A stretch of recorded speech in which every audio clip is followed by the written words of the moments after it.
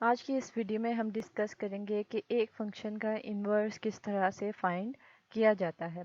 Inverse मतलब inverse functions हम basically general sense में हम कहते हैं कि ऐसे फंक्शंस जो कि एक दूसरे का रिवर्स हो, मींस एक दूसरे के उलट हो, तो हमारे पास वो इन्वर्स फंक्शंस होते हैं। मींस अगर उन पे कंपोजिशन ऑफ फंक्शंस या फंक्शन कंपोजिशन मींस अप्लाई किया जाए तो हमारे पास इन पे वेरिएबल आना चाहिए जो कि इंडिपेंडेंट वेरिएबल हम लेके चलेंगे।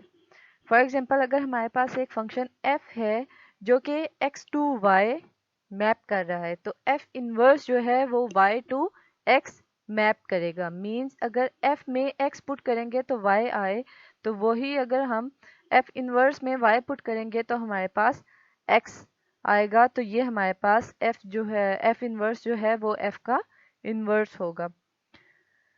अगर हमारे पास f और f इनवर्स ये प्रॉपर्टी सेटिस्फाई कर जाएं तो हम कहते हैं कि f इनवर्स जो है वो इनवर्स होगा f का।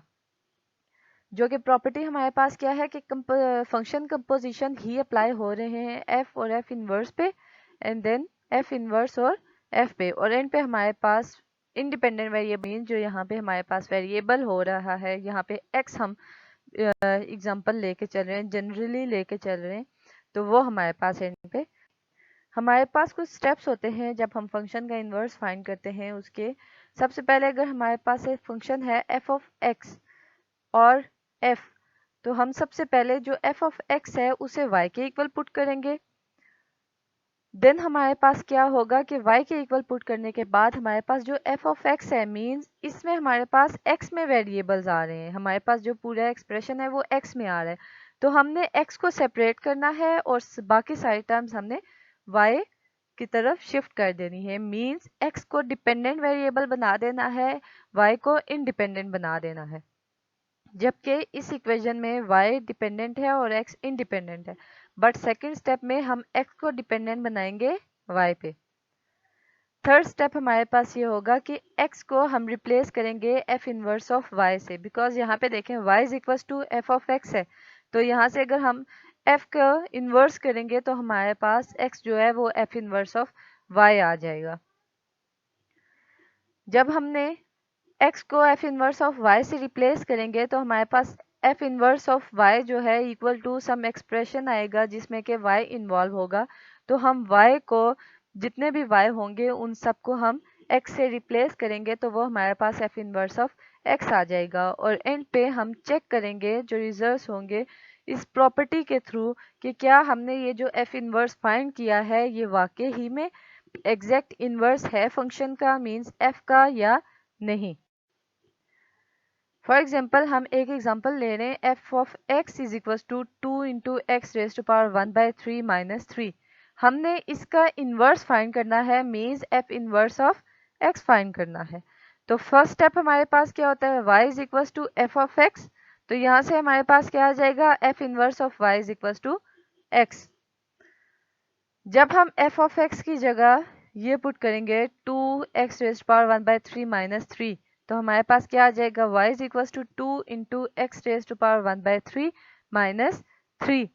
यहाँ पे अब 3 सब्ट्रैक्ट हो रहा है, राइट साइड पे लेफ्ट साइड पे मूव करेंगे तो हमारे पास ऐड हो जाएगा, तो क्या बन जाएगा, y plus 3 is equal to 2 into x raise to power 1/3।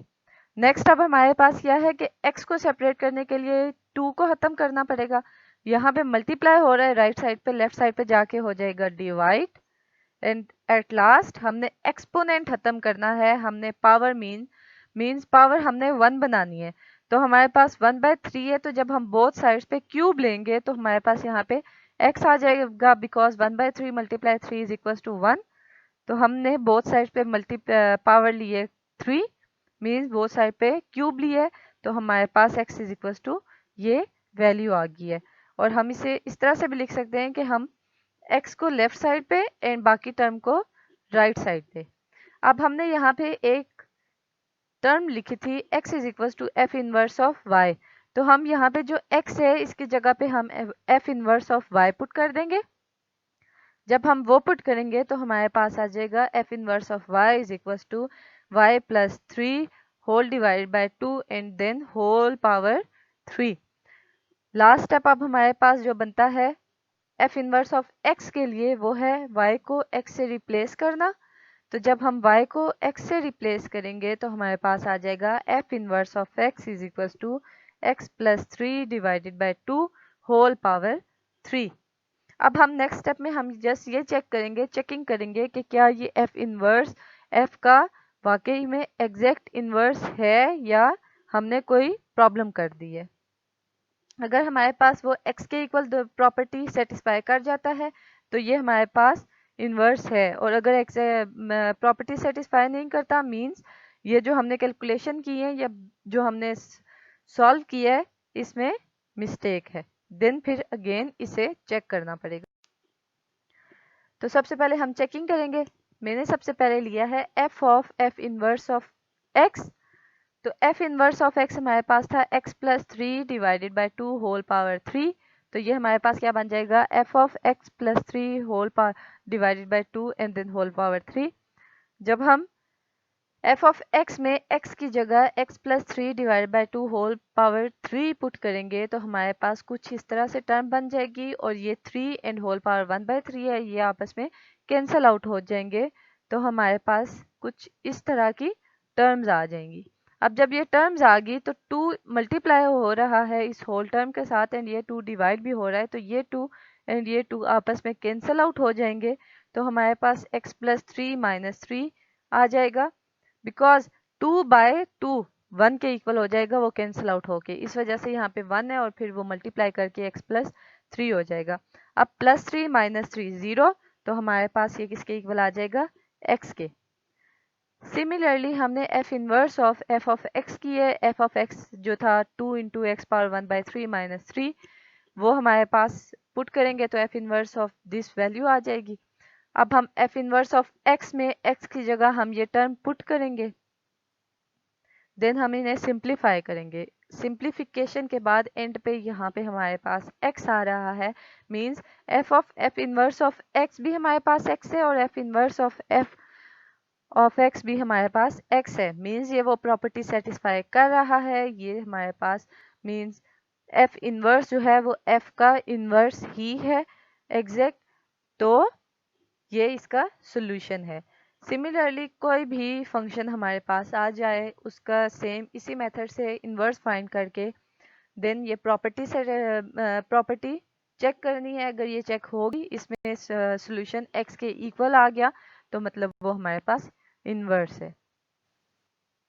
अगर कंपोजिशन ऑफ फोर्सेस फंक्शंस का वीडियो आपने चेक नहीं की तो मैं आई बटन में वो लिंक गिवन कर दूंगी, आप उससे चेक कर लीजिएगा, क्योंकि ये प्रॉपर्टी कंपोजिशन ऑफ फोर्सेस या फंक्शन ऑफ फंक्शन कंपोजिशन के थ्रू ही सॉल्व हो रही है।